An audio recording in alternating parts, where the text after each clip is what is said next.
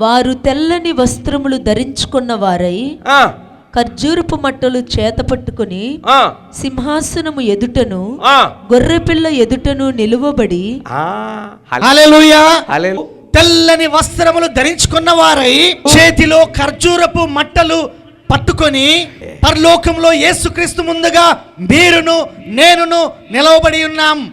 ఎందుకొరకు? ఆరాధించుట కొరకు.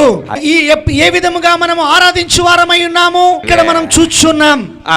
సింహాసనాసీనుడైన మా దేవునికి తెల్లని వస్త్రములు ధరించుకున్న వారమై మనము ఏ విధముగా ఆరాధన చేయుచున్నామో సింహాసనాసీనుడైన మా దేవునికి గొర్రె పిల్లకును మా రక్షణకై స్తోత్రమని మహా శబ్దముతో ఎలుగెత్తి చెప్పిరి. మనకు రక్షణ కలుగ చేయు నిమిత్తము యేసుక్రీస్తుకును స్తోత్రములు కలుగును గాక.